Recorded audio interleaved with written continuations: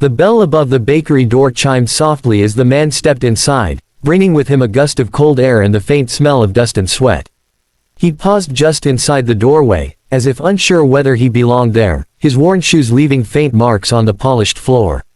His jacket was too thin for the season, the elbows frayed, the zipper broken so that he had fastened it with a bent safety pin. He removed his cap and held it in both hands, twisting the fabric nervously while his eyes scanned the room. The bakery was warm and bright, filled with the sweet scent of vanilla, chocolate, and freshly baked bread. Glass displays sparkled under soft yellow lights, showcasing cakes decorated with careful swirls of cream, glossy fruit toppings, and tiny chocolate plaques with elegant writing. Laughter drifted from the far corner where a young couple debated between red velvet and black forest, and behind the counter a woman in a clean apron arranged pastries with practiced ease. The man swallowed. His stomach tightened, not with hunger alone, but with something heavier, pride bruised by necessity. He took a step forward, then another, each movement slow and deliberate, as though he feared being told to leave simply for existing in this place. At the back of the shop, standing near a small table with a cup of coffee, was a well-dressed man in a tailored coat. His shoes shone, his watch caught the light whenever he lifted his wrist. He appeared absorbed in his phone, but his attention flickered toward the entrance when the bell rang. His eyes rested briefly on the man by the door, then returned to the screen, though something about the figure lingered in his awareness. The poor man finally reached the counter. He cleared his throat, his voice catching slightly. The woman behind the counter looked up and offered a polite smile, the kind she gave to every customer. "Yes, sir. How can I help you?" He hesitated, glancing at the cakes behind the glass. For a moment, hope sparked in his eyes, quickly followed by resignation. He leaned forward a little, lowering his voice as if embarrassed by his own words. Do you have any expired cake?" The question hung in the air, fragile and raw. The woman blinked, unsure if she had heard correctly. "I'm sorry. Expired," he repeated, his face reddening. "Or maybe one that didn't sell yesterday. I don't need anything fancy. Just something sweet." The well-dressed man at the back lifted his head, his phone forgotten. He turned slightly, pretending to stir his coffee, but his ears strained to catch every word. The woman behind the counter straightened, her smile fading into a look of discomfort. "Sir, we don't usually sell expired items. We discard them for safety reasons." The man nodded quickly, as if he had expected that answer. "Yes, of course. I understand. I just thought maybe, if there was something you were going to throw away anyway." He paused, then added quietly, "It's my daughter's birthday today." The words trembled as they left his mouth. The woman's expression softened, but uncertainty remained. "I'm really sorry," she said gently. "Our policy." "I can pay a little," he interrupted, fumbling in his pocket. He pulled out a few crumpled bills and coins, placing them carefully on the counter as though they were precious. "This is all I have right now." The millionaire felt something tighten in his chest. He turned fully now, no longer pretending.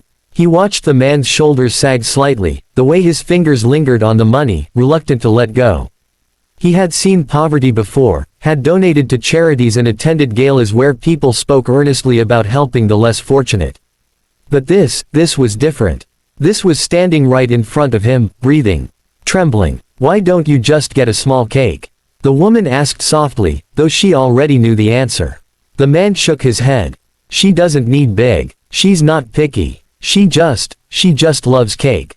A faint smile touched his lips at the thought of his daughter. "Chocolate, if possible." There was a pause, heavy and awkward. Other customers shifted uncomfortably, some pretending not to listen, others watching openly with curiosity or pity. The woman behind the counter glanced toward the back, perhaps hoping her manager would appear and make the decision for her. Before she could speak again, the well-dressed man stepped forward. "Excuse me," he said, his voice calm but firm. Both the woman and the poor man turned toward him. Up close, his presence seemed to fill the space, confident, composed, undeniably wealthy. "I couldn't help overhearing," he continued. "It's your daughter's birthday." The poor man nodded, instinctively drawing his hands back toward his chest. "Yes, sir." "How old is she?" the millionaire asked. "She's turning 7 today." 7. The number echoed in the millionaire's mind. He pictured a child with bright eyes, perhaps waiting at home with a fragile kind of hope, trusting that her father would somehow make her day special. "That's an important birthday," the millionaire said quietly. The man smiled sadly. Every birthday is important to her. The millionaire looked at the display case, then back at the woman behind the counter. "How much is that chocolate cake?" He pointed to a medium-sized cake decorated with simple but elegant frosting and a ring of strawberries. "That one is $40, she replied. Without hesitation, the millionaire reached into his pocket and pulled out his wallet.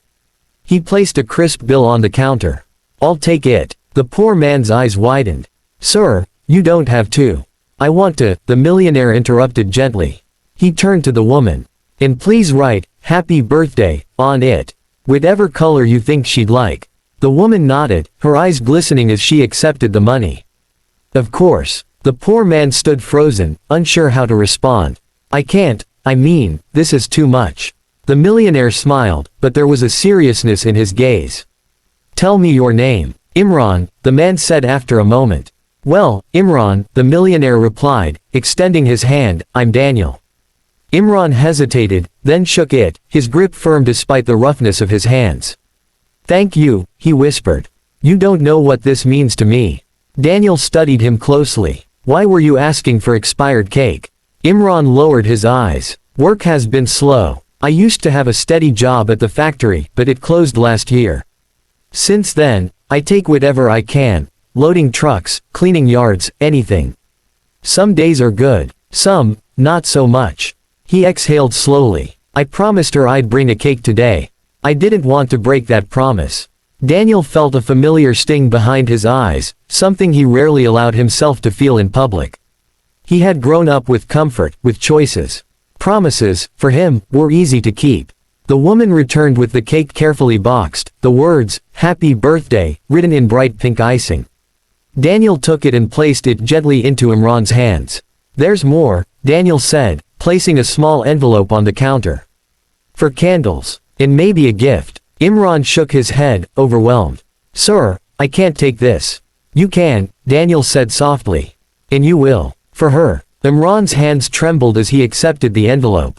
Tears welled up, spilling over despite his effort to remain composed. He turned away, embarrassed, but Daniel placed a hand on his shoulder.